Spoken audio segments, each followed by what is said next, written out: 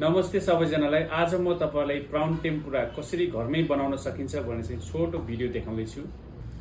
सबभन्दा पहिला प्राउनलाई लिनुहोस् अनि यो घुमेको प्राउनलाई यसरी भिडियोमा देखाए चाहिँ यसरी 2-3 ठाउँ काट्दिनुस् अनि बिस्तारै यसलाई यसरी ठेल्दिनुस्।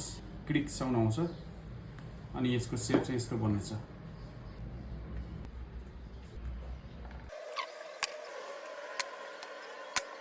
यसरी प्राउनलाई तयार पारिसकेपछि यो प्राउनमा भएको पानीलाई चाहिँ ड्राई गरिदिनुस्।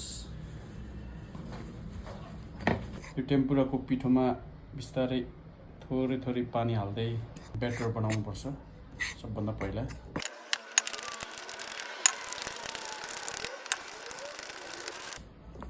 यो टेम्पुराको ब्याटर चाहिँ यतिको बाक्लो बनाउने गर्दछु मैले, किनभने अहिले ब्रेड क्रन्चलाई यो ब्याटरले चाहिँ समाउनु पर्छ।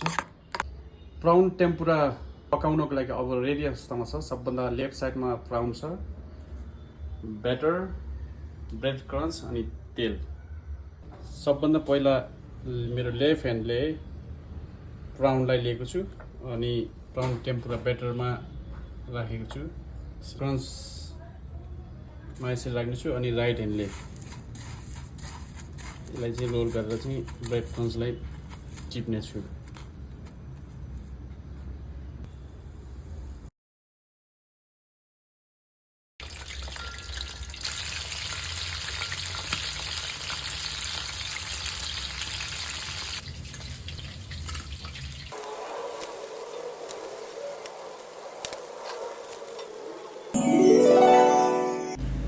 यतिको प्राउन टेम्पुरा अब घरमै बनेपछि त अब रेस्टुरेन्टमा गएर किन महँगो पैसा हाल्ने, हैन हजुर?